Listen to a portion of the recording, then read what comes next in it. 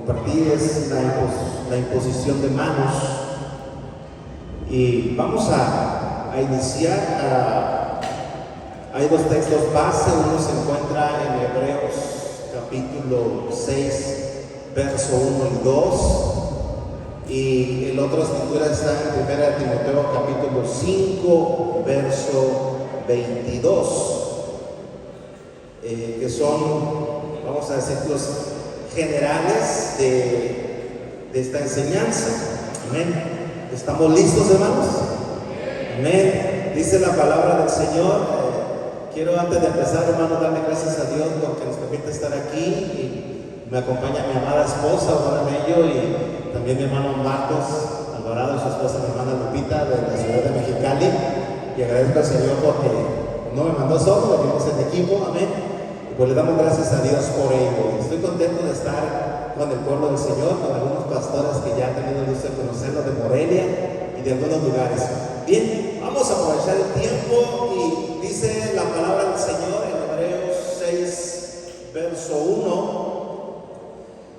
Por tanto, por esta causa, dejando ya los rudimentos de la doctrina de Cristo, vamos adelante a la perfección, no echando otra vez el fundamento del arrepentimiento de obras muertas, de la fe en Dios, de la doctrina de bautismos, de la imposición de manos, de la resurrección de los muertos y del juicio eterno. Amén. Aquí tenemos la palabra imposición de manos. Y dice, por tanto, por esta causa, así empieza nuestro capítulo. Y el capítulo 5, Pablo hace como un reclamo, ¿no? Dentro del capítulo 5 dice, por causa del tiempo deberían de ser maestros, pero todavía tienen necesidad de la ley espiritual, de la vianda espiritual, porque no les puedo dar vianda sólida, porque esa es para los maduros, para los que por causa de la costumbre o el uso tienen sus sentidos ejercitados en el bien y el mal. Entonces vuelve a mencionar esos rudimentos o esa ley espiritual que es como el fundamento de todo creyente. Ciertos puntos doctrinales o enseñanzas básicas o fundamentales para cada uno de nosotros. Y dentro de esos puntos, como lo es el bautismo, la resurrección, la fe, todos estos puntos también se encuentra la doctrina o la enseñanza de la imposición de manos. Y la menciona como algo básico, como algo fundamental, que todos nosotros como hijos de Dios necesitamos conocer y comprender. Vamos al primer punto, que nos habla de lo que es la imposición de manos en algo sencillo. Esta doctrina de la imposición de manos, como miramos ahí, esta viene aún desde los patriarcas, desde Moisés, nuestro Señor Jesús, los discípulos, los creyentes. Cada uno de nosotros ha vivido y ha practicado en alguna manera lo que es la imposición de manos. Yo creo que usted en algún momento o le han impuesto las manos, o usted ha impuesto las manos si tiene un ministerio y liderazgo, ¿verdad? O hemos visto. Así es que es parte de la vida, y esto viene desde nuestros patriarcas, ¿verdad? El tiempo antiguo. El primer punto, pasamos a la siguiente. ¿Qué es imposición de manos? Según las Escrituras, la palabra imposición de manos significa añadir, depositar, cargar. Puede ser una bendición o puede ser un juicio. Eso es imposición.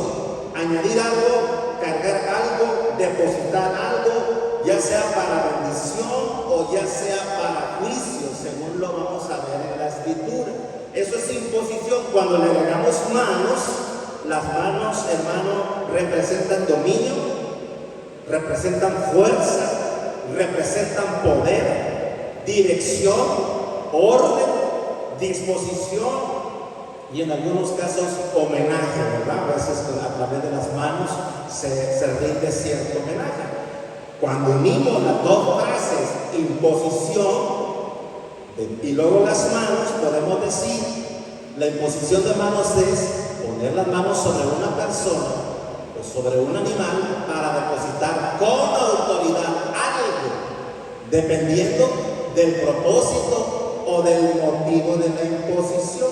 Pero cuando se impone manos esa autoridad sobre las personas o sobre los animales, como ahorita vamos a ver algunos ejemplos. La imposición de manos es siempre sobre la cabeza, puesto que la cabeza es el centro de la voluntad y la representación de la persona en sí. Eso es la imposición de manos. Cuando vemos en las Escrituras, como ahorita vamos a ver en los pasajes, vamos a estar dándonos cuenta que cuando se habla de imposición es depositar, cargar, establecer, añadir con autoridad algo, ¿verdad? Como lo hemos visto. Pasamos al siguiente punto, que básicamente este punto número 2 nos habla de los principales o la mayoría de la imposición de manos. No es un tema hoy que podamos hacerlo de una manera muy amplia, pero vamos a tener una idea de lo que es la imposición de manos. Y en la Biblia básicamente hay 5 propósitos por los cuales se establece la imposición de manos. Y el primer propósito que vemos en la palabra, según el orden de aparición en la Escritura en el libro de Génesis, con Jacob y sus nietos, los hijos de José, Efraín y Manasés, vemos la imposición y el propósito era la bendición, impartir una bendición. La Escritura se encuentra en Génesis 48, los versos 14 al 20, y dice la palabra del Señor para mirar en la práctica cómo Jacob bendice a sus nietos. Dice verso 14: entonces Israel extendió su mano derecha, y la puso sobre la cabeza de Efraín, que era el menor, y su mano izquierda sobre la cabeza de Manasés.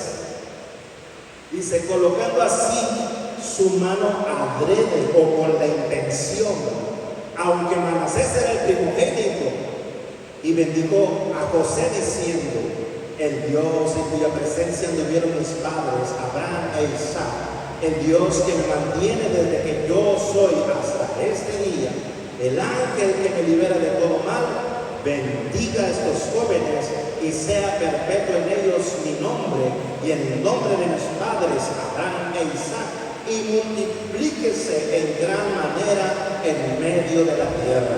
Hasta ahí estaba transmitiendo una bendición, y José lo interrumpe, dice el verso 17: pero viendo José que su padre ponía la mano derecha sobre la cabeza de Efraín, que era el menor, le causó disgusto, y asió la mano de su padre para cambiarla de la cabeza de Efraín a la cabeza de Manasés. Y dijo José a su padre: no así, padre mío, porque este es el primogénito, pon tu mano derecha sobre él. Mas su padre no quiso, y dijo: lo sé, hijo mío, lo sé. También él vendrá a ser un pueblo, y será también engrandecido, pero su hermano menor será más grande que él, y su descendencia formará multitud de naciones. Y los bendijo aquel día diciendo: en ti bendecirá Israel, diciendo: hágate Dios como a Efraín y como a Manasés. Y puso a Efraín antes de Manasés.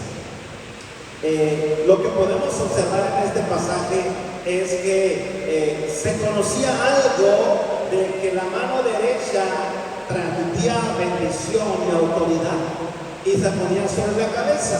Y como según la tradición el primogénito era el que tenía los derechos, al primogénito se le debería de poner la mano derecha por ser el que tenía el mérito de mayor bendición. Jacob intencionalmente la pone sobre el menor. Entonces, una observación, podemos decir entonces que la Escritura hace énfasis en la mano derecha y énfasis en la cabeza. como las posiciones correctas al momento de imponer las manos. Jacob y José lo entendían, de ahí que José quería corregir a su padre. Entonces, vemos que la imposición de manos es para impartir bendición. Yo creo que todos tenemos la idea o la imagen de nuestro Señor Jesucristo cuando presentaron a los niños delante de Él y el Señor imponía sus manos y bendecía a los niños. Entonces, un propósito, el primero que vemos es que la imposición de manos es para bendecir. Y quiero hacer una aclaración, hermano, porque nuestro tema central es la imposición ministerial. Hasta aquí no hemos entrado a la imposición ministerial. ¿Sí? Que se entienda esto. Fueron los padres, en este caso Jacob, quien puso manos. Y luego nuestro Señor Jesucristo, pasamos a la siguiente, no sé si tenemos la cita. Mateo 19, verso 13 al 15. Dice: entonces le fueron presentados unos niños para que pusiesen las manos sobre ellos y orasen. Y los discípulos les reprendieron, pero Jesús dijo: dejad a los niños venir a mí y no se los impidáis, porque de los tales es el reino de los cielos. Y habiendo puesto sobre ellos las manos, se fue de ahí. En el libro de Marcos 10:16 lo dice con toda claridad: y tomándolos en sus brazos ponía las manos sobre ellos y los bendecía. Entonces, la imposición de manos tiene ese propósito, el de bendecir. ¿Amén? Y lo vemos a un nivel familiar, incluso esta bendición. Luego, la palabra del Señor nos habla que el Señor instruyó a Moisés y a Aarón para hacer la sustitución del pecador y ponerlo en alguien más. Vamos a pasar ahí, dice la sustitución del pecador. Y la Escritura lo dice, Levítico 16, verso 20 al 22, cuando hubiera acabado de expiar el santuario y el tabernáculo de reunión y el altar, hará traer el macho cabrío vivo y pondrá a Aarón, dice, sus dos manos sobre la cabeza del macho cabrío vivo y confesará sobre él todas las iniquidades de los hijos de Israel, todas sus rebeliones y todos sus pecados, poniéndolos así sobre la cabeza del macho cabrío, y los enviará al desierto, por mano de un hombre destinado para eso. Y aquel macho cabrío llevará sobre sí todas las iniquidades de ellos a tierra inhabitada, y dejará ir al macho cabrío por el desierto. Entonces, vemos esta imposición de manos para sustituir al pecador, ¿verdad? Se sustituyó, los pecados del pueblo fueron depositados sobre aquel macho cabrío. Otro propósito es como testimonio para el juicio. Como testimonio para el juicio. Y aquí también tenemos un ejemplo en Levíticos 24, 13 y 14. Y Jehová habló a Moisés diciendo: saca al blasfemo. Había un pecador ahí, fuera del campamento. Y todos los que lo oyeron, es decir, los testigos, pongan sus manos sobre la cabeza de él y apedréenlo toda la congregación. Es decir, yo soy testigo de que tal persona cometió un pecado digno de muerte, hablando en los días de la ley de Moisés, ¿verdad? Entonces, para que pudieran ejecutar a esa persona, el que sabía tenía que poner sus manos. Eso era muy delicado, no podían levantarse un falso y decir: sí, él dijo, no, a ver, ven y pon tu mano sobre él. Y era la manera que se ejecutaba ese juicio, daban testimonio. En la mayoría de los casos, la imposición de manos es hecha por una autoridad, ya sea un patriarca, ya sea el sumo sacerdote, ya sea nuestro Señor Jesucristo.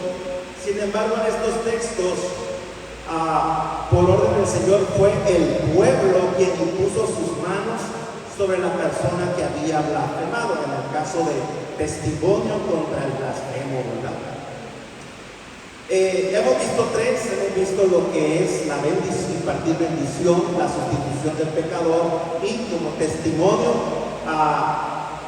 para juicio. El propósito 4 de la imposición de manos es el más generalizado de todos, que es la sanidad.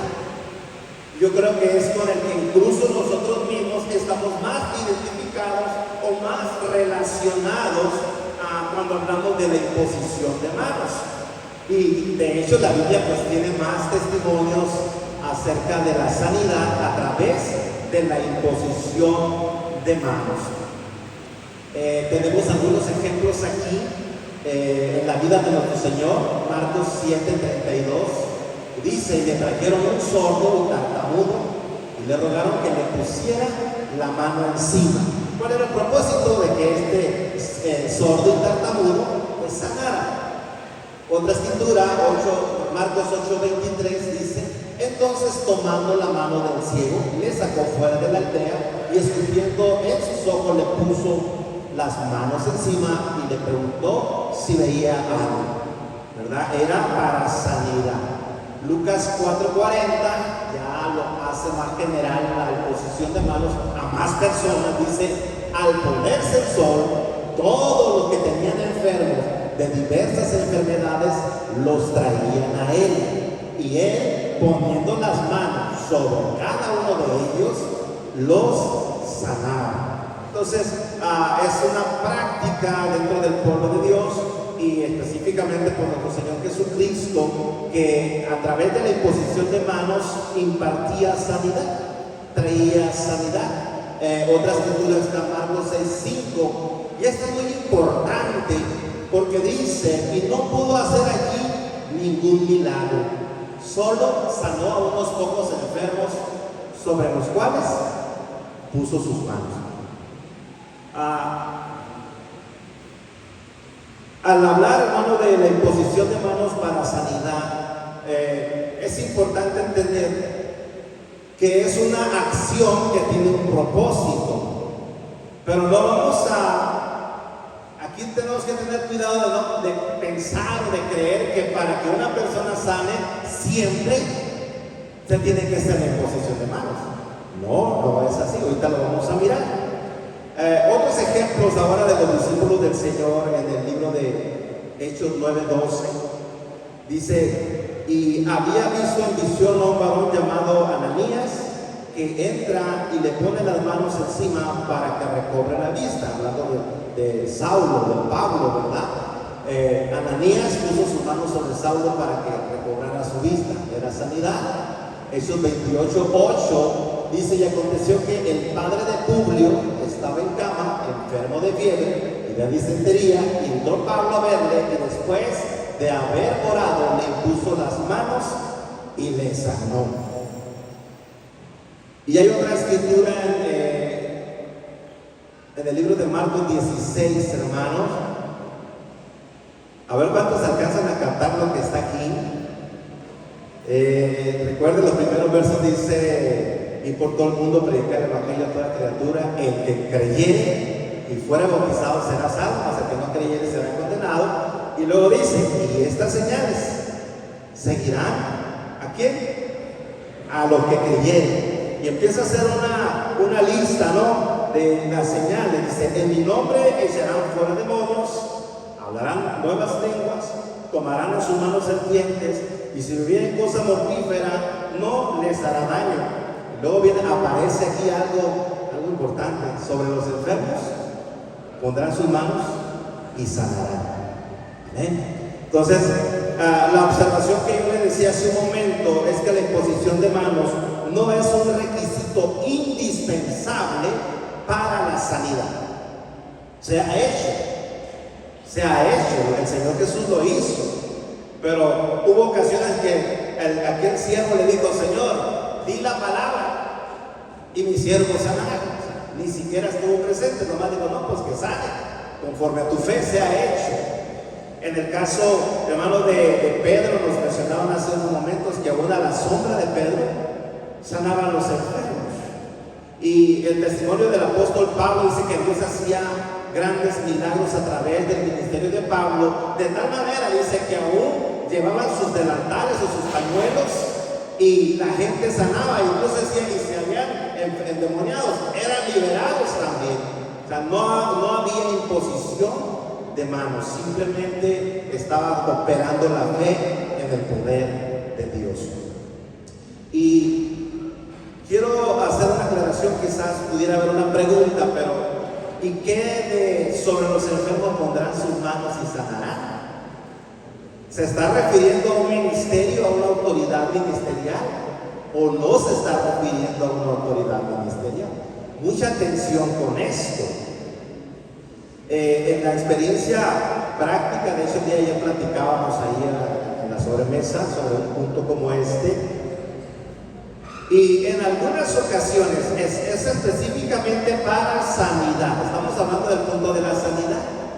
En algunas ocasiones el Señor pone un sentir en un hijo de Dios o en una hija de Dios, verdaderos hijos de Dios que están siendo sensibles al Espíritu Santo, y al estar en presencia de una enfermedad física, hermano, a veces es necesario poner la mano sobre la parte donde está sintiéndose la incomodidad, la enfermedad o el tumor X.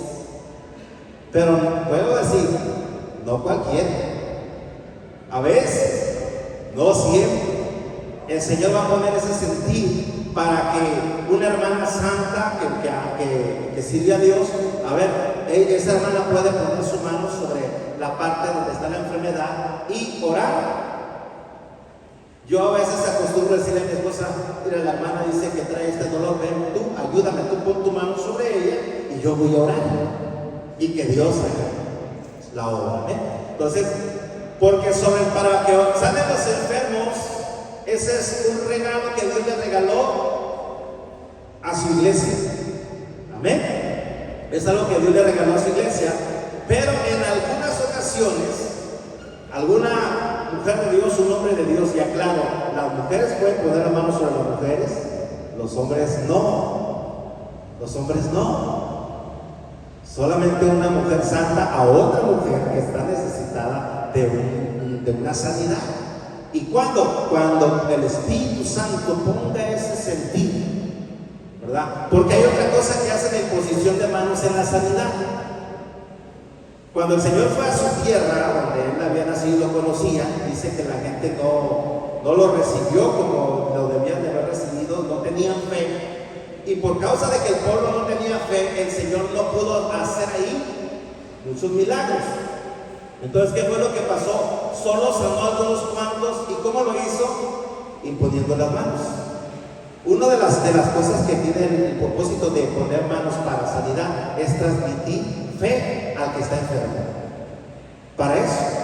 Pero al final de cuentas, lo que opera en este caso de la sanidad es la fe y el poder de Dios sobre todas las cosas. Entonces, hasta aquí estos cuatro propósitos de la imposición de manos no son ministeriales. Son lo que dice la palabra de Dios, de los propósitos por los cuales se imponían las manos. Entonces, en el que nos queda, en el último, pasamos esa también, pasamos esa. En el punto número 3, lo que nos queda ahora es hablar de lo que yo creo que aquí a nosotros como pastores, como ministros, como líderes, nos interesa un poco más por la responsabilidad que recae sobre todos nosotros en la imposición de manos para consagración ministerial, que sería el quinto propósito. Bendición, miramos nosotros el que se transmite, el transferir los pecados, el de transferir las culpas, el de sanidad y ahora el de consagrar a un ministerio. ¿Sí? En ese lo vamos a enfocar ahora. Y ya hemos estado mirando a través de las enseñanzas desde temprano algunas citas bíblicas que nos están reafirmando esta enseñanza.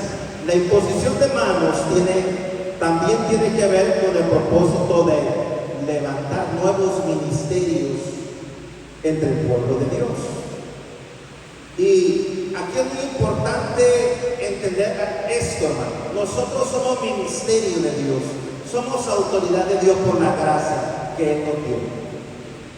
Jesús dijo algo: a la verdad la mies es mucha, pero los obreros son pocos. Y no dijo: ustedes vayan y levanten obreros.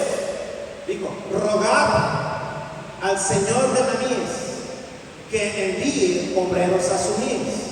Entonces, ¿quién es el que envía obreros? ¿Los ministerios o el Señor de la mies? Es el Señor de la mies. Al hablar de este punto, nos tiene que quedar claro que la función de nosotros como ministerio no es enviar, porque el que nos envía es Dios, el Señor de la mies. Nosotros no podemos hacer méritos en la tierra intencionales, por decir: yo quiero un cargo y voy a tratar de lo mejor al pastor fulano de tal porque él me va a dar un ministerio. No. Nosotros servimos, ayudamos, ministramos a nuestros pastores porque reconocemos su cobertura. Pero al final, el que te va a dar un ministerio es Dios. El que nos va a llamar es Dios. Así es que con el primero, ahí sí, que tenemos que preocuparnos a estar al 100 con quien nos va a dar el ministerio, es con Dios. El que te ve de día y de noche, en tu entrada, en tu salida, en tu levantar, en tu acostar. El que aún no está con la palabra en tu boca y Él ya la conoce toda. Ante aquel ante cuyo nosotros estamos desnudos ante Él y al que le vamos a dar cuenta. Él es el que llama. Él es el que va a poner algo en ti, el sentir, la inquietud, la capacidad, la preparación, el cómo. Ahí viene el ministerio. A través de los ministerios Dios va a bendecir o a llamarte para un ministerio de su mies, porque la mies es de Él. Entonces, cuando yo hablo de esto, lo que estoy tratando también de decirles es que no porque seamos la autoridad nos vamos a agarrar poniendo el ministerio aquí, ministerio allá, yo ungo, y porque yo ungí, yo puse mis manos sobre la persona, ya tiene el ministerio. No tenemos tal facultad. No tenemos tal facultad. Espero que no se confunda usted. Lo que quiero dar a entender es que los hombres no damos ministerios. Somos solo un medio. Que cuando Dios mira los vasos, que cuando Dios mira su corazón, que cuando Dios ve su fidelidad, entonces a través de los ministerios que usted puede recibir un ministerio. Amén. Pero no de otra manera. Si fuera al revés, hermano, los pastores no batalláramos. Tuviéramos en cada congregación unos 10 ministros. A ver, este año voy a poner a 10 ministros y tal. Venga para acá 10 y los vamos a repartir ministerios. No. Ya con lo que hemos estado oyendo a través de la cobertura ministerial, a través de servir a nuestros pastores, estamos entendiendo que la cosa no es tan fácil, ¿no? Si Moisés duró 40 años sirviendo, Josué a Moisés, imagínense, hay un proceso en el que Dios nos mete para que pueda depositar en nuestra vida un ministerio. Entonces, habiendo dicho esto, vamos a estar mirando constantemente que es Dios el que hace el llamado, y simplemente el ministerio ya establecido va a confirmar o lo va a establecer dentro de la comunidad. Ya una vez que Dios, ahora sí que el visto bueno lo dio Dios, ¿verdad? Él sí sabe. Entonces nosotros tenemos que preocuparnos como ministerio de estar atentos a lo que Dios dice. Esa es una gran responsabilidad de nosotros como ministerio, porque pueden pasar dos cosas: o nosotros llamamos a alguien que Dios no llamó, o no llamamos al que Dios tiene que levantar y ahí lo tenemos sentado cuando Dios dice: aquí tienes una ayuda, y no lo has puesto a que te sirva para la congregación. Entonces, esa es la responsabilidad nuestra, atentos a lo que el Señor nos está diciendo. Dice la primera, nos volvemos a la primera, Moisés y Josué, un ejemplo que ya vimos, dice: y Jehová fija quién llamó? Dijo a Moisés: toma a Josué, hijo de Nun, varón de la cual el Espíritu, y pondrás tus manos sobre él. Ya sabemos que era porque le iba a transmitir un ministerio.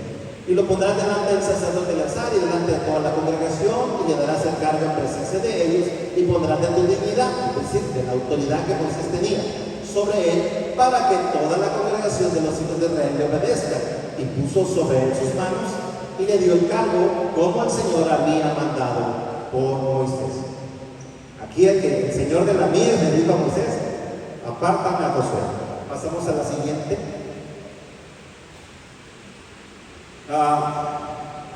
Los servidores de las mesas, hemos visto este pasaje también. Dice la palabra del Señor: a los cuales presentaron ante los apóstoles, quienes orando les impusieron las manos. Y era para un llamado de servir las mesas, sin embargo tenían que estar autorizados porque iban a servir a la comunidad. Amén. Entonces, no nos vamos a meter mucho en el llamado de los servidores de las mesas, pero estamos viendo que era necesario que sus autoridades pusieran sus manos para delegar la responsabilidad de servir al pueblo. Miramos Pablo y Bernabé, igual, dice Hechos 13, versos 2 y 3. Ministrando estos al Señor y ayunando, dijo el Espíritu Santo, ahí está el Señor de la mies: apartadme a Bernabé y a Saulo para la obra a que los he llamado. Entonces, habiendo ayunado y orado, les impusieron las manos y los despidieron. Ahí está la imposición para consagrar un nuevo ministerio, pero siempre bajo la guianza de nuestro Dios. Miramos a Timoteo también. Dice en 1 Timoteo 4:14: no descuides el don que hay en ti, que te fue dado mediante profecía con la imposición de las manos del presbiterio, de los ancianos, de la cobertura. Y esa escritura nos habla de ese don, aunque también hay dones naturales, dones sobrenaturales. En 1 Corintios también hay dones ministeriales, porque dice la escritura: subiendo a lo alto, llevó cautiva la cautividad y dio dones a los hombres. Y empieza a hablar de apóstoles, profetas, maestros, pastores y evangelistas. Timoteo había recibido una imposición ministerial. Y para terminar, hermano, en este punto que es muy delicado, yo creo que con todo lo que hemos estado escuchando hoy, bendito sea el Señor por su palabra, nos da mucho entendimiento para entender este siguiente texto. En 1 Timoteo, vamos a leer la escritura, y yo quiero decirles que sigan esta escritura en el contexto en que fue dicho, que está hablando no del anciano natural, sino de ancianos que ministran a la iglesia. Entonces, dice ahí: los ancianos que dirigen bien sean tenidos por dignos de doble honor, especialmente los que trabajan arduamente en la palabra y en la enseñanza. Dice: porque la escritura dice: no podrán gozar al buey que trilla, además el obrero digno de su salario. No admitas acusación contra un anciano, a no ser que haya 2 o 3 testigos. A los que continúan pecando, repréndelos delante de todos, para que los otros tengan temor. Requiero solemnemente delante de Dios y de Cristo Jesús y de sus ángeles escogidos que guardes estas cosas sin prejuicio ni haciendo nada con parcialidad. Y luego viene el texto: no impongas con ligereza, dice, no impongas las manos a ninguno con ligereza, ni participes en pecados ajenos, consérvate puro. Luego ya dice: los pecados de algunos hombres se hacen patentes antes de comparecer en juicio, pero a otros los alcanza después. De la misma manera, las buenas obras se hacen patentes de antemano, y aunque sean de otra manera, no es posible mantenerlas ocultas. Algunos han interpretado que uno no debe orar por las personas, por cualquier persona, y hay razón en eso. Pero ese texto no nos lo dice así. Cuando dice: no imponga las manos de manera ligera sobre ninguno, no es para orar por sanidad, no es para orar para bendecir. El texto está dicho: no llames al ministerio a cualquiera, no nombres como ministro, como pastor a cualquiera.